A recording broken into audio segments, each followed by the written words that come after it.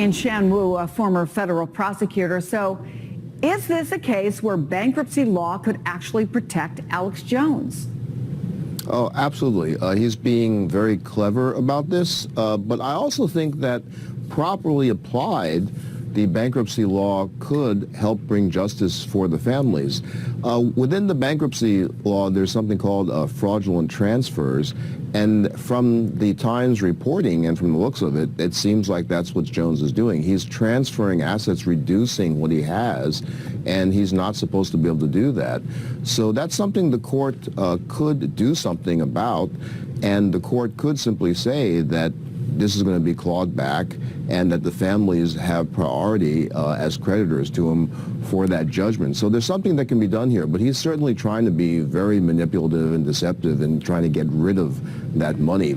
Yeah, there's another part of the New York Times reporting that really stuck out. Quote, the family's ability to get anything remotely close to the jury awards is inextricably tied to Mr. Jones's capacity to make a living as the purveyor of lies, including that the shooting was a hoax, the parents were actors, the children did not really die, that ignited years of torment and threats against them.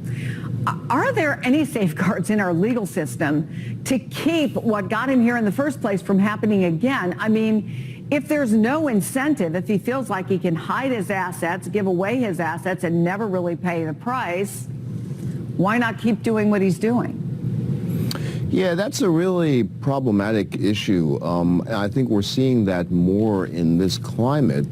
I mean, he's a textbook example of making so much money from disinformation. So trying to regulate that is hard. We don't have a lot of precedent for that, especially in this digital age, because it does run up against issues like the First Amendment. He wants to express his opinions, etc. It was great that they brought a defamation lawsuit to try to rein that in, because when your expressions that you're making so much money off of get to the point of defaming other people, then you can be reined in that way. But overall, this is a very knotty problem, because he could, even if he was forced to liquidate his current business, he could start something new doing the same thing. So it's not something I think we're set up for right now to regulate, except through the old-fashioned method of suing people on a case-by-case basis for defamation. We'll continue to watch this. Shan Wu, thanks so much. Good to have you on. Vladimir Putin